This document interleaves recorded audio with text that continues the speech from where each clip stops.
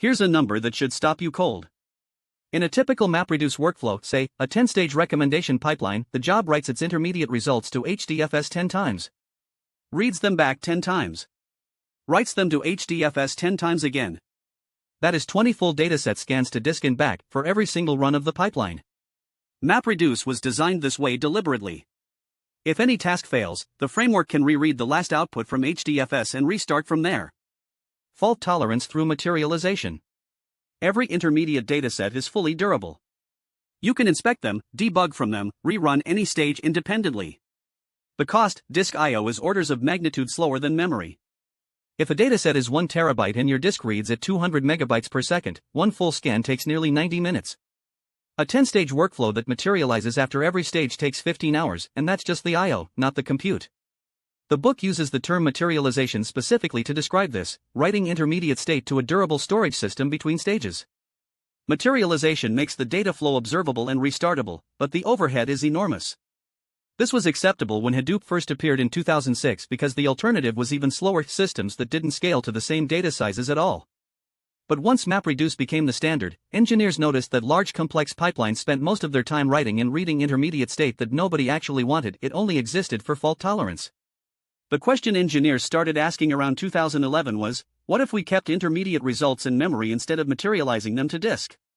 What if we only wrote to disk when we genuinely needed to checkpoint for fault tolerance, not after every single stage? That question led to a new generation of processing systems, and the performance differences were stunning. Apache Spark was released in 2012 by researchers at UC Berkeley. In benchmark comparisons, it ran the same workloads as Hadoop Mapreduce 10 to 100 times faster. The fundamental design change was straightforward. Instead of materializing every intermediate result to disk, keep intermediate data in memory and pipeline operators together. Spark, Flink, and Ch10 are called Dataflow engines. They express a job as a directed acyclic graph of operators exactly like Mapreduce, but without the constraint that every edge must be a durable materialized file. Operators can pass results directly to the next operator in the pipeline without writing to disk at all. The implications cascade. First, there is no longer a fixed map phase followed by a sort/shuffle followed by a reduce phase.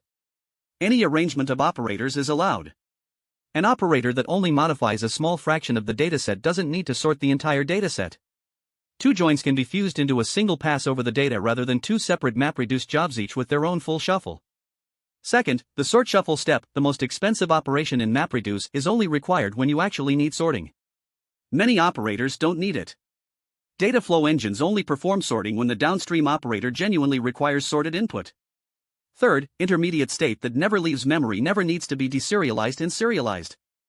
Mapreduce serializes every record to disk and deserializes every record from disk at every stage boundary.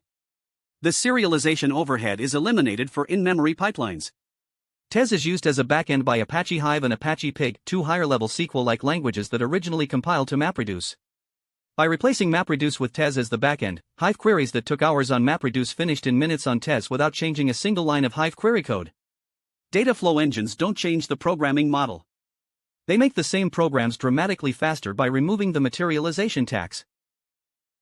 PageRank, Google's original algorithm for ranking web pages, is fundamentally iterative. Start with every page having equal rank. Each page passes some of its rank to every page it links to. Average the received rank contributions. Repeat. Repeat. Repeat. After typically 20 to 50 iterations, the rank scores converge to a stable distribution. This iteration is deeply hostile to Mapreduce. Each Mapreduce job is one pass over the data.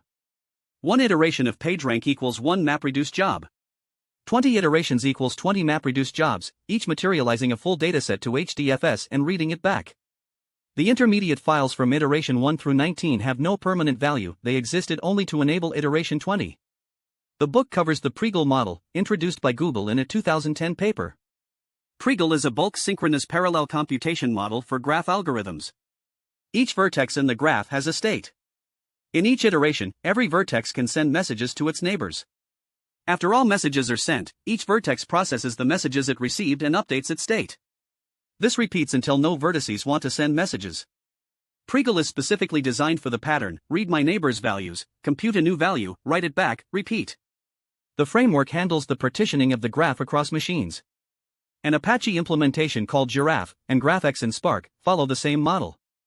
The key insight for performance: in Pregel, intermediate state stays in memory on the workers between iterations. The graph does not need to be reloaded from disk at every iteration.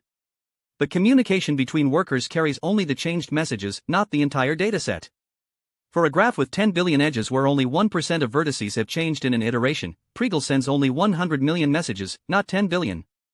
Graph processing at scale powers recommendation systems. The people you may know feature at LinkedIn and Facebook runs on graph algorithms over billions of nodes and edges.